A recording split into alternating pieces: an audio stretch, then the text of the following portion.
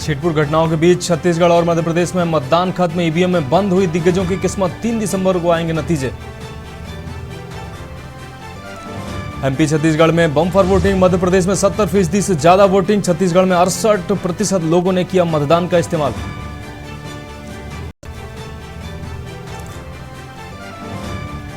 कश्मीर के कुलगाम में मुठभेड़, लश्कर के 5 आतंकी हुए ढेर। 19 घंटे तक चली मुठभेड़, सुरक्षा बलों का सर्च ऑपरेशन जारी।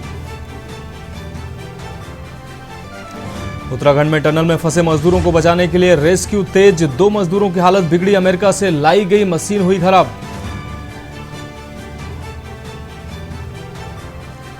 आखिरी दिन बद्री विशाल के दर्शन को उमड़ी भक्तों की भीड़। कल बंद होंगे बद्री विशाल के कपाट, ठंड के चलते 6 महीने बंद रहेंगे कपाट। और विश्व कप फाइनल मैच देखने के लिए अहमदाबाद में जुटेंगे वीवीआईपी मेहमान। पीएम मोदी, ऑस्ट्रेलियाई deputy PM Richard, Ambani, Adani और बॉलीवुड के सितारे रहेंगे मौजूद। आप देख रहे हैं की न्यूज, खबरों का सारथी।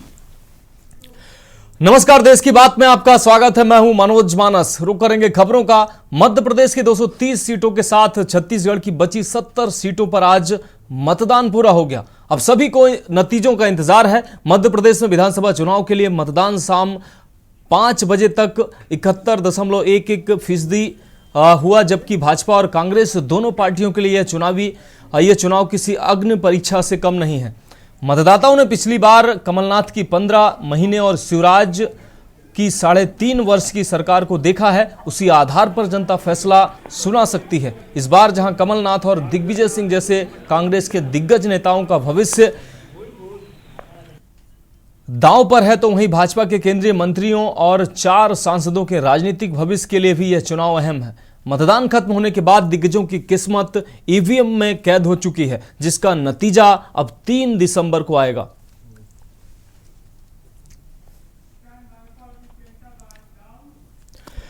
अब बात अगली अहम खबर की करेंगे। एमपी में आज दूसरे चरण के मतदान में दिग्गजों ने भी अपने वोट डाले।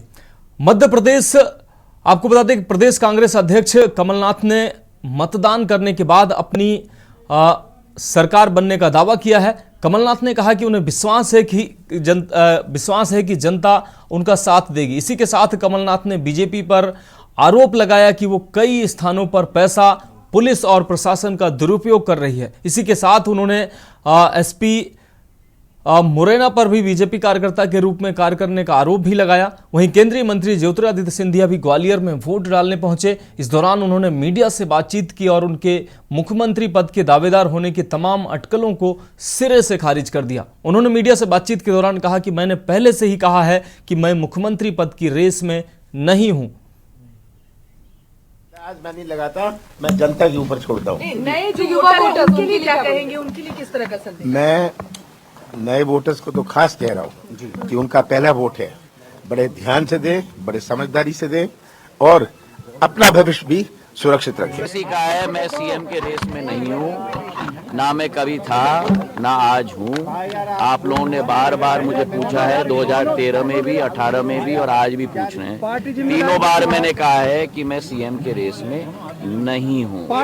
ये रेस कुर्सी का नहीं है, ये रेस विकास का है, ये रेस प्रगति का है और ये रेस जनता का विश्वास सुनिश्चित रखने का है। कुर्सी का रेस कांग्रेस की है।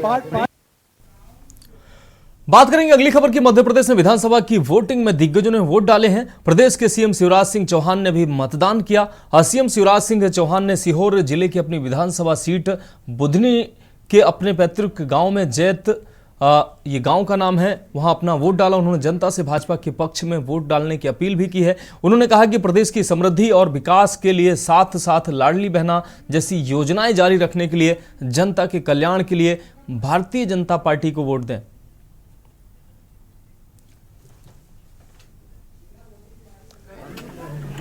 गृहग्राम में जहां से मैंने आंदोलन की शुरुआत बचपन में की थी, जैत में स्वागत करता हूं जी। आज लोकतंत्र का महापर्व है। सबसे पहली अपील मेरी प्रदेश के मतदाता बहनों और भाइयों से यही है कि अपने मताधिकार का प्रयोग वो अवश्य करें। रुक करेंगे अगली खबर का। मध्य प्रदेश में विधानसभा की 230 सीटों पर शुक्रवार यानी कि आज वोटिंग हुई। इसी के बीच इंदौर की राऊ सीट से कांग्रेस उम्मीदवार जीतू पटवारी ने अपना वोट डाला। सत्तारूढ़ बीजेपी और विपक्षी कांग्रेस के बीच सीधे मुकाबले में मुख्यमंत्री शिवराज सिंह चौहान और कांग्रेस नेता कमलनाथ समेत 2533 उम्मीदवार मैदान में रहे, जिनकी किस्मत ईवीएम में कैद हुई है। जीतू पटवारी ने वोट डालने के बाद क्या कुछ कहा, सुनाते हैं आपको। मैं एक भी ऐसा व्यक्ति नहीं है जो परिवार का नहीं है, तो मैं मानता हूं कि राव के परिवार वालों का जो अद्भुत प्रतिसाद है, अद्भुत प्यार है, प्रेम है, अभिभूत हूं मैं, अद्भुत अकल्पनीय। इतना आशीर्वाद बहुत पूर्व प्रारब्ध में भगवान पूर्व जन्म का प्रसाद होता है, इस जन्म का नहीं। हर बार मैं कहता था 155 सीट आएगी कांग्रेस की। आज भी मेरा प्रेडिक्ट वही है कि कांग्रेस पार्टी की प्रचंड बहुमत की सरकार बन रही है, बदलाव की सरकार बन रही है। भारतीय जनता पार्टी के कुशासन 20 साल का जो मध्य प्रदेश में उसको लोग हटाना चाहते हैं, कांग्रेस की ओर संभावना वाली निगाह से देखना चाह रहे हैं। मैं मानता हूं 500% प्रचंड बहुमत से कांग्रेस की सरकार बन रही है। ब्रेक के बाद देश की बात में एक बार फिर से आपका स्वागत है। बढ़ेंगे अगली खबर की ओर। मध्य प्रदेश विधानसभा चुनाव में आज सभी 230 विधानसभा सीटों पर वोट डाले गए। लोकतंत्र के इस महापर्व में आम जनता के साथ नेता भी अपना वोट डालने पोलिंग बूथ पर पहुंचे। इसी कड़ी में बीजेपी के वरिष्ठ नेता कैलाश विजयवर्गीय परिवार सहित मतदान करने पहुंचे। मतदान के बाद क्या कुछ कहा कैलाश विजयवर्गीय ने, सुनाते हैं आपको। 18 में और कांग्रेस ने बहुत लुभावने वादे कर दिए थे, 999 वादे किए थे उन्होंने, एक भी वादा पूरा नहीं किया। तब कांग्रेस बेनकाब हो गई, कांग्रेस के नेता बेनकाब हो गए। आपने देखा होगा कांग्रेस की सभाओं में भीड़ ही नहीं आ रही थी। राहुल जी और प्रियंका जी की सभा में बड़ी मुश्किल से किराए की भीड़ जुटा कर उन्होंने भीड़ करी, पर स्थानीय नेताओं के कार्यक्रम में भीड़ नहीं आ रही थी।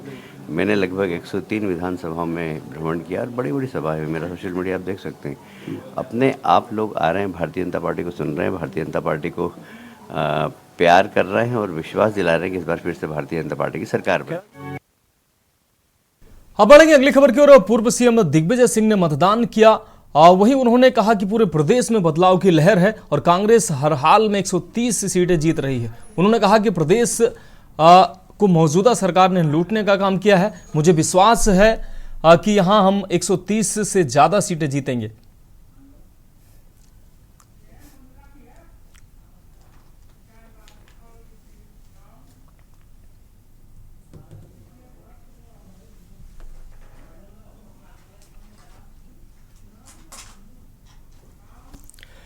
देश की बात में बढ़ेंगे अगली खबर की ओर। मंडला जिले की निवास विधानसभा से आज भाजपा प्रत्याशी व केंद्रीय मंत्री फग्गन सिंह कुलस्ते ने अपनी पत्नी सहित बूथ क्रमांक 131 गृह ग्राम जेवरा में मतदान किया। वहीं इस दौरान मीडिया से बातचीत करते हुए कुलस्ते ने कहा कि सुबह से मतदाताओं में मतदान के लिए खासा उत्साह देखा जा रहा है। इस बार सबसे ज्यादा हर पोलिंग बूथ पर महिलाओं की संख्या ज्यादा दिख रही है। साथ ही कहा कि लाडली बहना योजना सहित अन्य योजनाओं का लाभ प्रदेश की महिलाएं व पुरुष उठा रहे हैं, जिसको देखते हुए लग रहा है कि विधानसभा सहित प्रदेश में भाजपा की सरकार बन रही है। विधानसभा में भारी मतों से सरकार बीजेपी की बन रही है।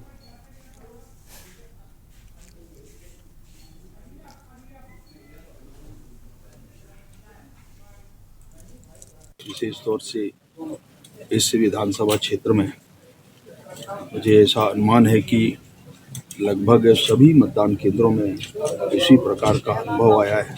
सुबह में जब पहली बार 7:30 बजे कापा में पहुंचा तो बहुत बड़ी संख्या महिलाओं की, तो महिलाओं का उत्साह मतदान के प्रति बहुत बड़ा है और इससे आने वाले समय में मतदाता जो अपने मत का उपयोग कर रहे हैं उसमें लगभग 50% हमारे यहाँ महिलाओं की संख्या है और 50% पुरुष के। बढ़ेंगे अगली खबर की ओर। छत्तीसगढ़ की 70 विधानसभा सीटों पर दूसरे चरण के लिए वोटिंग खत्म हो गई है। सभी सीटों पर शाम 5 बजे तक वोट डाले गए। दूसरे और अंतिम चरण के लिए मतदान में शाम 5 बजे तक 68.15% मतदाताओं ने मतदान का इस्तेमाल किया है। वहीं छत्तीसगढ़ के गरियाबंद में नक्सलियों द्वारा किए गए आईडी ब्लास्ट में आईटीबीपी का एक जवान शहीद हो गया। निर्वाचन आयोग के मुताबिक छत्तीसगढ़ में 68.15% मतदान हुआ और सबसे ज्यादा मतदान धमतरी सीट पर 79.89% और सबसे कम शक्ति सीट पर 61.43% हुआ और कोरबा में 71.62%, कोरिया में 73.56%, गरिया बंद में 71.1%, गौरेला पेंड्रा मारवाही में 71.2%, जसपुर में 71.4%, जांजगीर चांपा में 65.57% मतदान हुआ। छत्तीसगढ़ में 2 चरण में हुए चुनाव के नतीजे भी 3 दिसंबर को एक साथ आएंगे।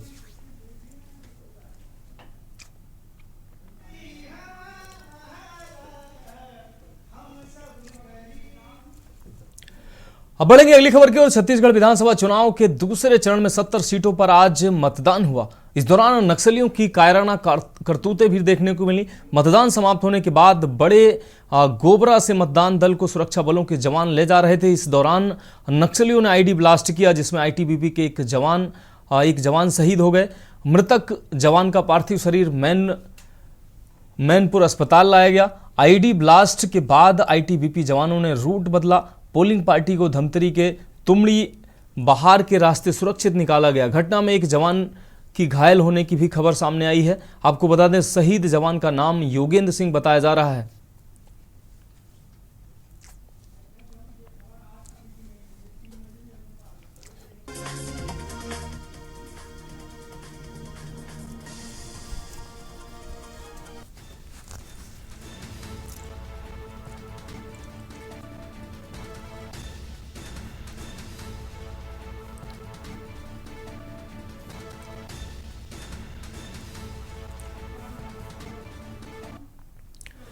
देश की बात में अब खबरें दिल्ली से हैं, जहां दिल्ली के कॉन्स्टिट्यूशन क्लब में राष्ट्रीय लोक जनशक्ति पार्टी दिल्ली प्रदेश का कार्यकर्ता सम्मेलन आयोजित किया गया, जिसमें आने वाले चुनाव की रणनीति तैयार की गई।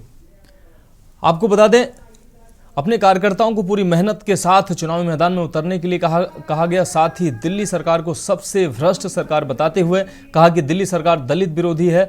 दिल्ली को शराब में डुबोकर दिल्ली का सत्यानाश करने में लगे हुए अरविंद केजरीवाल साथ ही अपनी पार्टी के गठबंधन पर केंद्रीय मंत्री पशुपत नाथ पारस ने कहा कि आने वाले चुनाव में हम अपनी ताकत दिखा देंगे और हम अपने प्रतिनिधि उतारेंगे।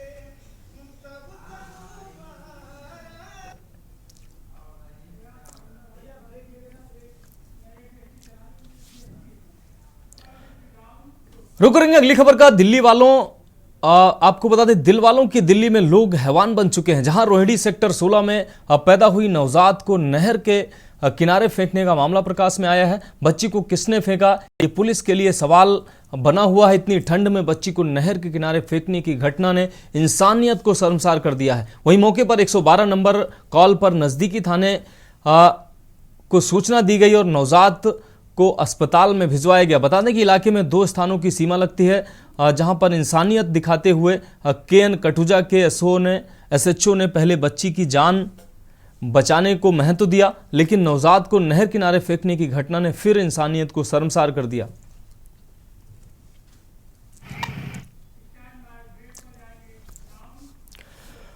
ब्रेक के बाद देश की बात में एक बार फिर से आपका स्वागत है। बढ़ेंगे अगली खबर की ओर। देश को आजादी दिलाने वाले सपूत अमर शहीद लाला लाजपत राय जी का 95वां बलिदान दिवस उनके पैतृक गांव डूंडी में मनाया गया। इस मौके पर ग्रामीणों और स्कूली बच्चों ने मिलकर उन्हें श्रद्धांजलि दी। वहीं मौके पर पंजाब सरकार की ओर से पंजाब के ट्रांसपोर्ट और पंचायत मंत्री लाल सिंह भुल्लर विशेष तौर पर श्रद्धांजलि देने पहुंचे। इस मौके पर मंत्री ने कहा कि हम उन शहीदों को कभी नहीं भूलना हमें उन शहीदों को कभी नहीं भूलना चाहिए, उनकी कुर्बानियों के जिनकी कुर्बानियों के कारण आज हम आज़ादी का आनंद मना रहे हैं। उन्होंने कहा कि पंजाब को भी नशे की गुलामी से निकालकर आज़ादी की ओर ले जाने की ज़रूरत है और यह काम आम आदमी पार्टी कर रही है। ਸਾਡੇ ਸ਼ਹੀਦਾਂ ਕਰਕੇ ਹੀ ਅਸੀਂ ਜਿਹੜੀ ਆਜ਼ਾਦੀ ਦੀ ਫਿਜ਼ਾ ਦੇ ਵਿੱਚ ਸਾਹ ਲੈ ਰਹੇ ਆ, ਇਹ ਸਾਡੇ ਸ਼ਹੀਦਾਂ ਕਰਕੇ ਹੀ ਆ। ਜਿਹੜੀਆਂ ਕੌਮਾਂ ਆਪਦੇ ਸ਼ਹੀਦਾਂ ਨੂੰ ਯਾਦ ਰੱਖਦੀਆਂ ਉਹ ਕੌਮਾਂ ਲੰਮਾ ਸਮਾਂ ਰਾਜ ਕਰਦੀਆਂ, ਉਹ ਕੌਮਾਂ ਕਦੀ ਵੀ ਖਤਮ ਨਹੀਂ ਹੁੰਦੀਆਂ। ਤੇ ਜਿਹੜੀ ਭਾਰਤ ਦੀ ਆਜ਼ਾਦੀ ਦੇ ਵਿੱਚ ਯੋਗਦਾਨ ਦਿੱਤਾ ਸਾਡੇ ਸ਼ਹੀਦਾਂ ਨੇ, ਮਾਝੇ ਮਾਲਵੇ ਦੁਆਬੇ ਦੀ ਧਰਤੀ ਤੋਂ ਜਿੰਨੇ ਵੀ ਸ਼ਹੀਦ ਹੋਏ ਆ, ਲਾਲਾ ਲਾਜਪਤ ਰਾਏ ਜੀ ਜਿਹੜੇ ਸਨ ਉਹ ਸਾਡੇ ਵਿਲੱਖਣ ਸ਼ਹੀਦ ਹੋਏ ਆ। ਪਹਿਲਾਂ ਐਡਵੋਕੇਟ ਦੇ ਰੂਪ ਦੇ ਵਿੱਚ ਸੇਵਾ ਕਰਦੇ ਰਹੇ ਸਾਡੇ ਦੇਸ਼ ਦੀ।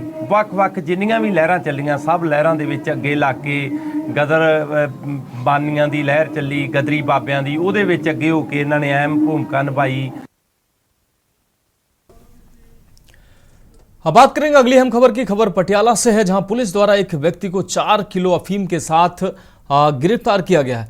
आपको बता दें, एसपी सिटी मोहम्मद सरफराज आलम ने प्रेस वार्ता में पत्रकारों को जानकारी देते हुए बताया कि 16 नवंबर को इंस्पेक्टर हरजिंदर सिंह ढिल्लो अफसर थाना सिविल लाइन पटियाला की निगरानी में अंग्रेज सिंह थाना सिविल लाइन पटियाला जब अपने साथियों के साथ ITI चौक नाभा रोड पटियाला में तलाशी व चेकिंग कर रहे थे। इसी दौरान चेकिंग के दौरान एक कार जिसका नंबर PB 23C0401 हुंडई योन से 4 किलो अफीम बरामद हुई, जिस पर मुकदमा नंबर 193 तारीख 16 नवंबर 2023 धारा अधीन 18/61/85 NDPS एक्ट के तहत थाना सिविल लाइंस पटियाला में मामला दर्ज कर तफ्तीश की गई है। दोषियों को अदालत से पुलिस रिमांड हासिल करके नशे की सप्लाई संबंधी बारीकी से जांच और पड़ताल की जाएगी।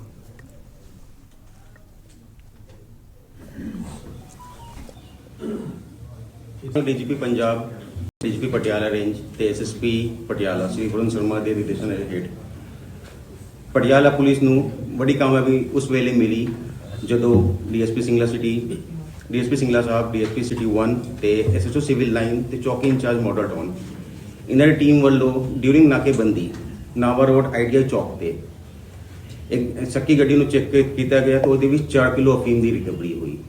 ਐਕਿਊਜ਼ ਸੁਖਵਿੰਦਰ ਸਿੰਘ जो खेतीबाड़ी का काम करता है, ਉਹਦੇ ਕੋਲੋਂ 4 ਕਿਲੋ ਅਫੀਮ ਦੀ ਰਿਕਵਰੀ ਹੋਈ। ਇਸ ਕਰਕੇ ਤੁਸੀਂ ਦੇਖੋਗੇ ਕਿ ਜੋ DGP ਸਾਹਿਬ ਵੱਲੋਂ ਨਸ਼ਾ ਦੇ ਖਿਲਾਫ ਮੁਹਿੰਮ ਚਲਾਈ ਗਈ ਹੈ ਉਹਦੇ ਵਿੱਚ ਕਾਫੀ ਵੱਡੀ ਕਾਮਯਾਬੀ है।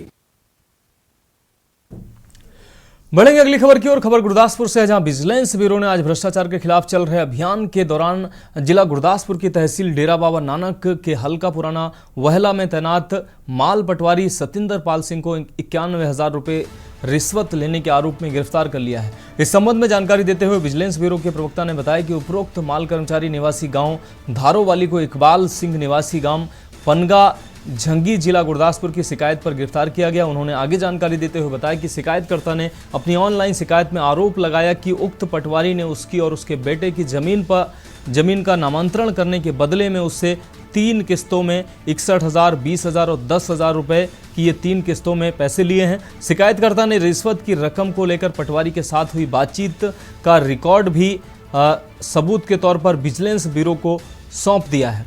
प्रवक्ता ने आगे बताया कि विजिलेंस रेंज अमृतसर ने शिकायत की जांच के बाद आरोपी माल कर्मचारी को शिकायतकर्ता से 91,000 रुपये लेने के दोषी पाए जाने पर उसको गिरफ्तार कर लिया है।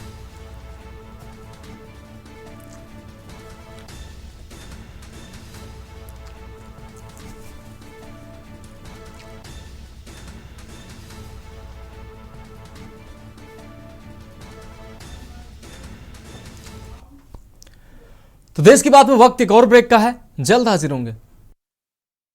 ब्रेक के बाद देश की बात में एक बार फिर से आपका स्वागत है। बढ़ेंगे अगली खबर की ओर। पति पत्नी के घरेलू झगड़ों का खामियाजा अक्सर परिवार या फिर बच्चों को भुगतना पड़ता है, उनके बच्चों को झेलना पड़ता है। ऐसा ही एक मामला कुरुक्षेत्र के सेक्टर 4 पुलिस चौकी से सामने आया है, जहां एक पति जो कि हरियाणा पुलिस हाउसिंग कॉर्पोरेशन में जेई के पद पर कार्यरत है, उसने पुलिस को शिकायत दी कि उसकी पत्नी के साथ पिछले 1.5 साल से तलाक का केस चल रहा है। ऐसे में उसकी पत्नी 1.5 महीने की बच्ची को जबरन उसके कार्यालय के फर्श पर छोड़कर फरार हो गई है। पति नीरज का कहना है कि उसकी पत्नी करीब 1.5 साल से उसके साथ नहीं है, इसलिए बच्ची के पिता होने का दावा नहीं करते हैं। और वहीं मामले की जांच अधिकारी का कहना है कि पति पत्नी के आपसी विवाद के चलते पति द्वारा शिकायत दी गई है कि उसकी पत्नी जबरन बच्ची को उनके सुपुर्द करना चाहती है। फिलहाल शिकायत दर्ज कर ली गई है और जो आगामी कार्रवाई होगी वो अमल में लाई जाएगी, ऐसा अधिकारियों का कहना है। जी मेरी वाइफ आई थी आज शाम को ऑफिस के अंदर और वो इसको फर्श पे ऑफिस के अंदर छोड़ के चली गई, और जबकि वो मेरे से 1.5 साल के आसपास हो गया जी, मेरे साथ दिन रहती वो, और हमारा डिवोर्स चल रहा है, कोर्ट में केस चल रहा है जी। और ये बच्चा भी नहीं पता मेरे को भी मेरा तो मेरे को लगता नहीं है नहीं, क्योंकि काफ़ी दिनों से हमारे तो अलग ही रह रहे थे, और ये वहाँ फर्श पे छोड़ के आ गई है, और ये 1.5 महीने की बच्ची है। पुलिस चौकी सेक्टर 4 में कंप्लेंट रिसीव हुई थी नीरज के नाम से, जो वाइफ और हस्बैंड का विवाद चला हुआ है जिनका, और बच्ची को लेके जिनका डिस्प्यूट चला हुआ है। अभी हमारे पास कंप्लेंट दी है नीरज ने, और जिसमें एलिगेशन है कि उसकी वाइफ ने बच्ची को ज़बरदस्ती उसके पास हैंड ओवर किया। और कंप्लेंट हमने रिसीव कर ली है, और जैसे भी जो भी इस पे कानूनी कार्रवाई बनती है वो हम जरूर करेंगे।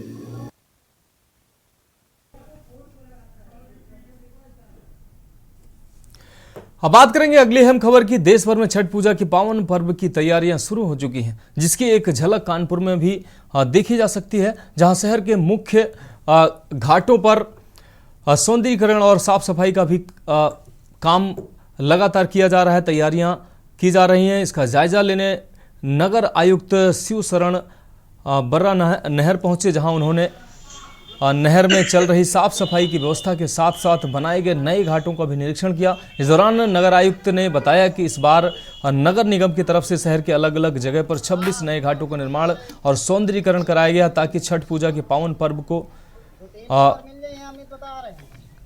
लेकर किसी तरीके से श्रद्धालुओं और भक्तों में किसी तरीके की कोई समस्या ना हो। आपको बता दें, किसी तरीके का कोई अधूरा काम ना रह जाए, इसका निरीक्षण करने पहुंचे। से छठ पूजा को लेकर किस तरीके की तैयारियां की गई? जी, नगर निगम की तरफ से हम लोगों ने लगभग 25 से अधिक बड़े घाटों का हम लोगों ने यहाँ पे चिन्हित किया है, और यहाँ पे साफ सफाई हम लोगों ने सुनिश्चित किया है, और भी जो लोगों के साथ जुड़ने के लिए हम लोगों ने IC का अभियान भी चलाया है, जहाँ पे लोगों को हम लोग साफ सफाई के बारे में और डोर टू डोर कलेक्शन के बारे में अवगत कराएंगे। तो इस तरीके से हम लोग हर जगह हम लोग विजिट करके हमारी टीम पूरी तरह से इंश्योर करते हैं। निरीक्षण में कहीं कोई खामियां पाई गई हैं? नहीं, लगभग जितने भी, क्योंकि बहुत सारा हमारा इरिगेशन डिपार्टमेंट के साथ कोऑर्डिनेशन है, वो हम लोग उनसे कोऑर्डिनेट करके इंश्योर कर रहे हैं। अब बात करेंगे अगली अहम खबर की। कानपुर के थाना फजलगंज में तैनात एक सिपाही पर गंभीर आरोप लगे हैं। आपको बता दें, पुलिस कमिश्नर कार्यालय में तो सिपाही पर गंभीर आरोप लगे हैं। पत्नी ने शिकायत पत्र देने के बाद बताया कि उसके पति दूसरी शादी करना चाहते हैं, इसलिए पुलिस होने का फायदा उठाकर उन्हें चोरी के झूठे मुकदमे फंसा दिया, जबकि ऐसा कुछ भी नहीं हुआ है। पीड़िता ने कहा कि उनके पति के कई लोगों से अवैध संबंध थे, जिसका विरोध करने पर आए दिन मारपीट किया करते थे। इसी के चलते उन्होंने झूठे मुकदमे में फंसा दिया ताकि सच्चाई उजागर न हो। इसी के संबंध में पुलिस कमिश्नर कार्यालय पहुंचकर न्याय की गुहार लगाई है।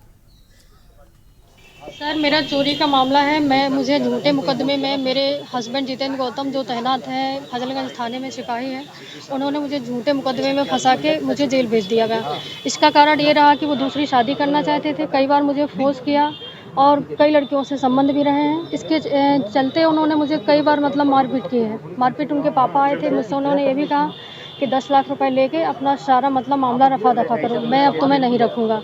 जितना मेरा पैसा था, मेरी ज्वेलरी थी, सब कुछ उनके फैमिली वालों ने उन्हें 2016 से ली है।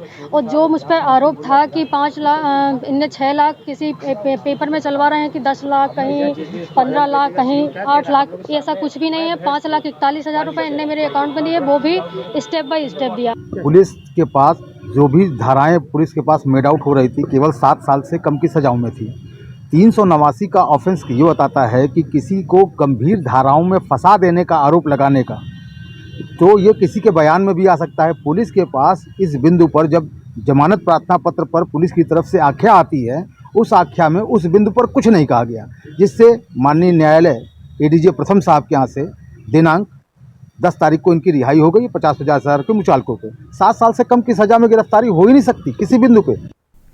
रुक करेंगे अगली खबर का। कानपुर में गोपाष्टमी में गौ पूजन व विशाल शोभा यात्रा का आयोजन किया जाएगा। एक प्रेस वार्ता करते हुए कानपुर गौशाला सोसाइटी महामंत्री पुरुषोत्तम लाल तोषनीवाल ने बताया कि इस वर्ष मुख्यमंत्री योगी आदित्यनाथ के मंशानुरूप गोपाष्टमी पर्व 20 नवंबर को शतजन जनप्रतिनिधियों, समाजसेवियों एवं गौ भक्तों के सानिध्य में मनाया जाएगा, जिसमें सबसे पहले गौमाता का पूजन किया जाएगा। तत्पश्चात गौमाता की विशाल शोभा यात्रा फूलबाग, गणेश उद्यान, गांधी भवन से बिरहाना रोड, नयागंज, आपको बता शक्करपट्टी, कलेक्टरगंज होते हुए कोपरगंज में समापन होगी।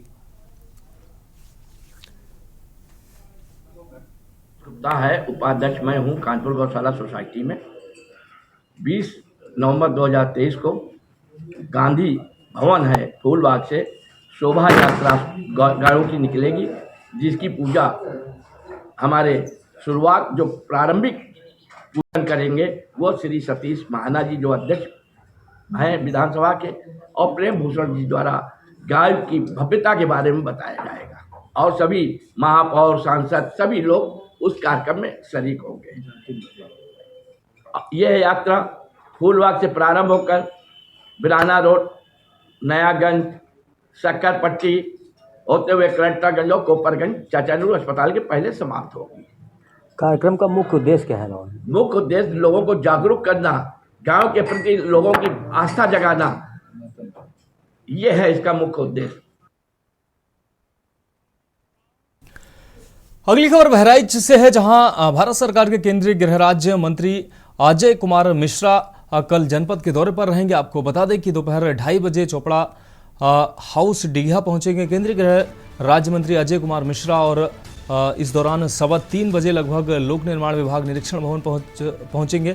लोक निर्माण विभाग निरीक्षण भवन से निकलकर 5 बजे एम्स इंटरनेशनल कॉलेज बहराइच पहुंचकर विद्यालय के वार्षिकोत्सव कार्यक्रम में सम्मिलित होंगे। वार्षिकोत्सव कार्यक्रम से निकलकर शाम 5:45 पर वो लखीमपुर के लिए प्रस्थान करेंगे। केंद्रीय गृह राज्य मंत्री का ये अहम दौरा है। जानकारी VIP अधिकारी नगर मजिस्ट्रेट शालिनी प्रभाकर के द्वारा दी गई।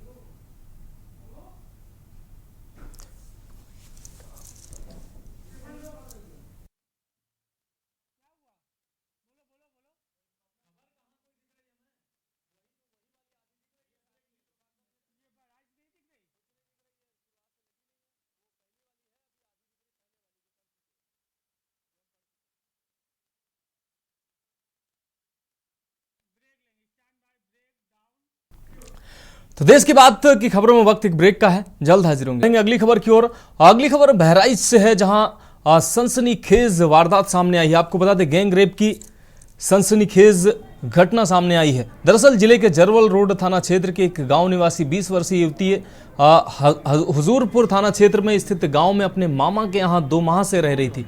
गुरुवार को युवती ई-रिक्शा के माध्यम से अपने घर के लिए रवाना हुई। कैसरगंज पहुंचने पर ई-रिक्शा चालक ने युवती को अपना परिचित बताते हुए झांसे में लिया। इसके बाद उसे रोडवेज बस अड्डे के निकट अपने आवास पर ले गया। यहां पर अपने साथी के साथ मिलकर उसके साथ पूरी रात दरिंदगी की। सुबह हालत गंभीर होने और रक्तस्राव अधिक होने पर ई-रिक्शा चालक युवती को जिला महिला अस्पताल में छोड़कर फरार हो गया। मेडिकल कॉलेज के इमरजेंसी में तैनात डॉक्टरों ने पुलिस को मामले की जानकारी दी। घटना की सूचना पर एसपी सिटी कुंवर ज्ञानंजय सिंह, CO सिटी राजीव सिसोदिया, कोतवाली नगर देहात और दरगाह थाने के पुलिस मौके पर पहुंची। युवती के परिवार के लोग भी जिला अस्पताल पहुंच गए। पुलिस ने युवती की मां की तहरीर पर अज्ञात ई-रिक्शा चालक और अन्य के विरुद्ध कोतवाली नगर में दुष्कर्म का केस दर्ज कर जांच शुरू कर दी है। हालांकि इस मामले में अहम अपडेट भी सामने आया है। देवीपाटन मंडल के DIG ने बहराइच पहुंचकर घटनास्थल का जायजा लिया है और पीड़ित युवती से अस्पताल में जाकर मुलाकात की है। DIG के घटनास्थल पर पहुंचने पर तमाम आलाधिकारी भी मौके पर पहुंचे हैं। DIG ने पीड़िता से जिला अस्पताल में जाकर हालचाल जाना है। साथ ही पुलिस अधीक्षक प्रशांत वर्मा ने बताया है कि घटना का खुलासा करने के लिए 6 टीमें और सर्विलांस की टीम लगाई गई है। हालांकि अपडेट ये भी सामने आ रहा है कि एक व्यक्ति की गिरफ्तारी भी हो चुकी है, जबकि दूसरे व्यक्ति की तलाश अभी तक जारी है। पुलिस अधीक्षक प्रशांत वर्मा ने बताया है कि आरोपी के ऊपर कठोर से कठोर कार्रवाई की जाएगी।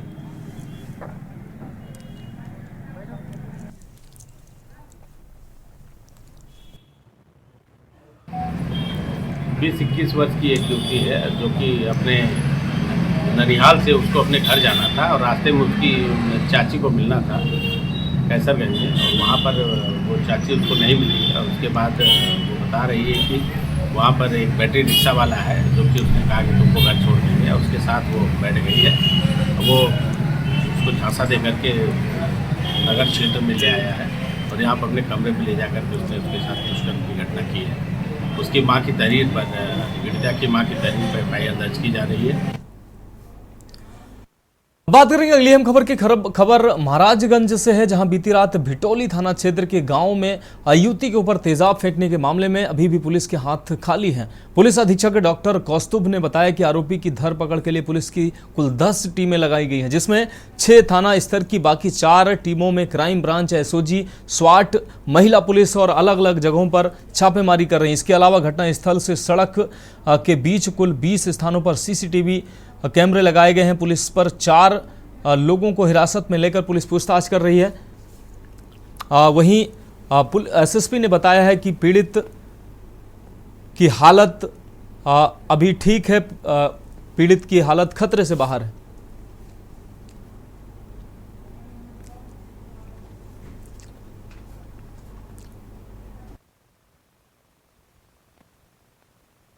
महाराजगंज थाना भिटौली युवती पे तेजाब फेंके जाने वाले प्रकरण में पुलिस द्वारा कुल 10 टीमों को अभी इस पूरे प्रकरण में लगाया गया है, जिसमें से 6 टीमें थाना प्रभारियों की अध्यक्षता में तथा 2 टीमें एसओजी स्वाट तथा 2 अन्य टीमें, इन्हें इस पूरे प्रकरण में लगाया गया है। साथ में फील्ड यूनिट भी लगातार घटनास्थल पर और साक्ष्य संकलन में लगी हुई है। प्राप्त जानकारी के अनुसार युवती की तबीयत में काफ़ी सुधार है। परिजनों तथा आसपास के लोगों से पूछताछ लगातार की जा रही है और उसके आधार पर 4 संदिग्ध लोगों से पुलिस द्वारा गहनता से पूछताछ की जा रही है। अभी कुल 16 जगहों पे सीसीटीवी कैमरे जो आने जाने वाले रास्ते में पड़ते हैं, वहां से फुटेज प्राप्त करते हुए जानकारी की जा रही है तथा इलेक्ट्रॉनिक सर्विलांस के माध्यम से भी इस पूरे प्रकरण में लगातार जानकारी की जा रही है। अगली खबर कुशीनगर से। कुशीनगर के तरैया सुजान का बखास कुर्मी टोला में देर रात एक ऐसे कांड को अंजाम दिया गया जिसमें एक की मौत हो गई, जबकि अन्य कुछ लोग बुरी तरह से घायल हो गए। बता दें कि गांव के रहने वाले धर्मनाथ यादव व शिव यादव के बच्चों में खेलने के दौरान विवाद हो गया। लोगों ने समझदार दोनों, आपको बता दें, समझाकर दोनों को घर भेज दिया, लेकिन कुछ देर के बाद शिव यादव ने कुछ लोगों के साथ एकजुट होकर धर्मनाथ यादव के घर पर पहुंचकर लाठी डंडे और भाला से हमला बोल दिया। हमले में धर्मनाथ यादव को भाला से गंभीर चोटें आईं, जिस वजह से उनकी मौके पर ही मौत हो गई। हमले में उनके भाई रामानंद यादव, कुसुम देवी, धूमा देवी, अमरजीत तथा रामानंद की कुल 14 साल की एक 14 साल की बेटी भी घायल हो गई। आनन फानन में सभी घायलों को प्राथमिक स्वास्थ्य केंद्र ले जाया गया, जहां से सामुदायिक स्वास्थ्य केंद्र तमकुही राज्य से जिला अस्पताल भेज दिया गया, जहां से सभी को जिला अस्पताल रेफर कर दिया गया है और वहां सभी घायल उपचाराधीन हैं।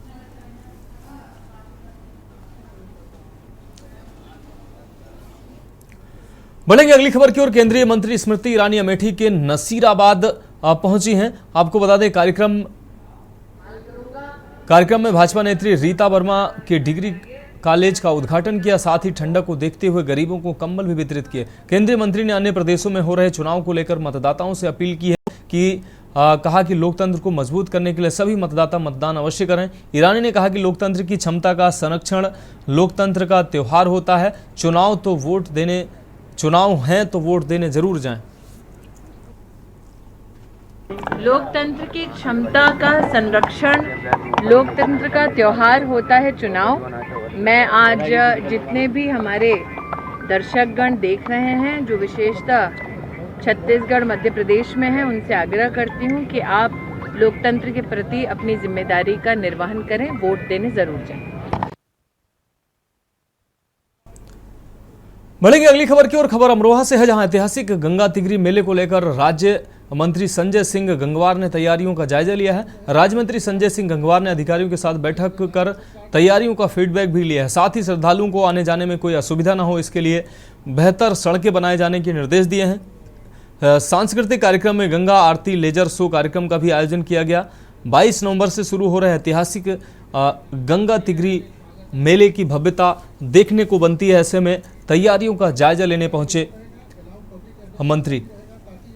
हमारे पूरे प्रदेश पे और पूरे देश पे गंगा मैया की कृपा है। हमारे प्रशासन के अधिकारियों ने, हमारे जिलाधिकारी, हमारे पुलिस अधीक्षक, उनकी पूरी टीम ने, हमारे संगठन के जिलाध्यक्ष और सभी लोगों ने इस मेले को बहुत अच्छे ढंग से एक एक पहलू पर विचार करते हुए एक एक चीज़ को ध्यान में रख करके इस मेले का आयोजन करने जा रहे हैं। और मुझे पूरा विश्वास है कि जितने श्रद्धालु यहाँ पिछले वर्ष आए थे, इस बार श्रद्धालुओं की संख्या उससे लगभग दोगुनी रहेगी। और हमारा संकल्प है कि हम जो भी श्रद्धालु माँ गंगा मैया का आशीर्वाद लेने, गंगा मैया जहाँ स्नान करने आएगा।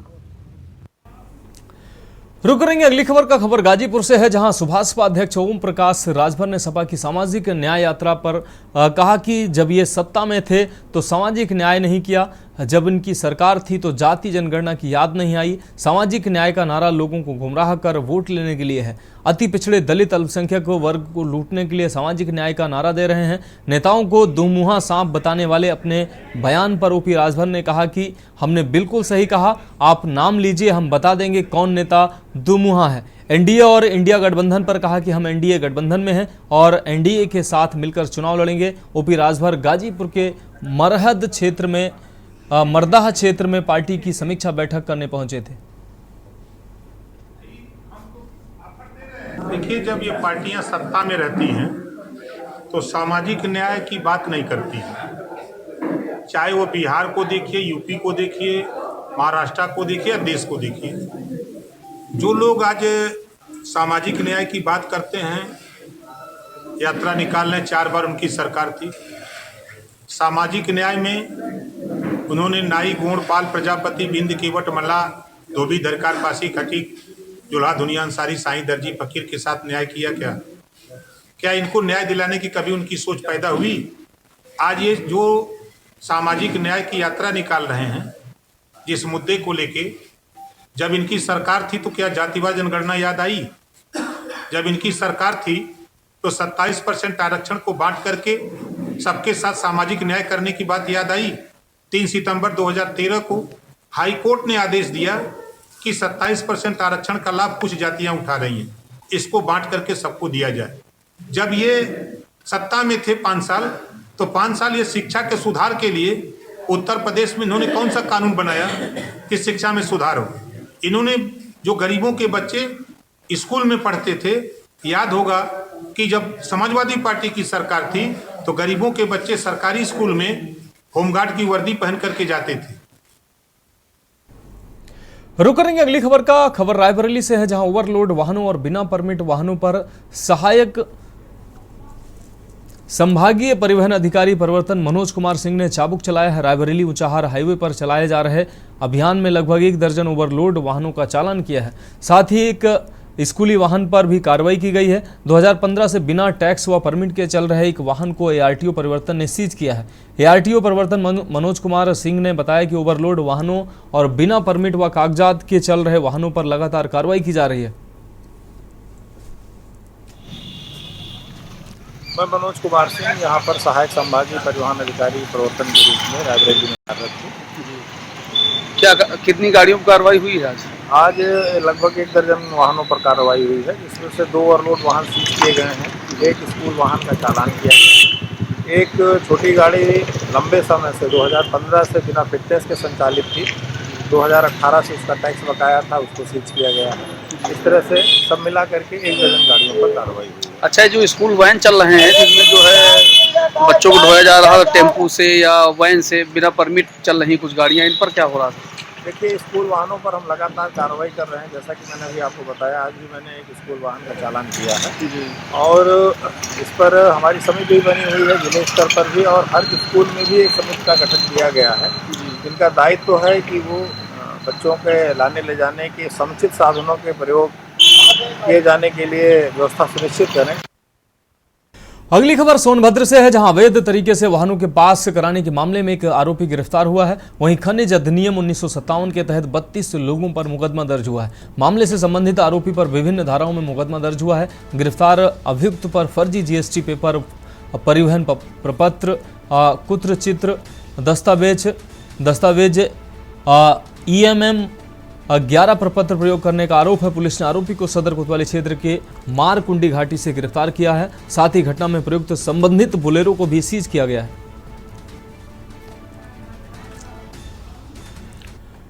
तो देश की बात में आज मेरे साथ इतना ही। मुझे दीजिए इजाजत और आप देखते रहिए के न्यूज़ इंडिया।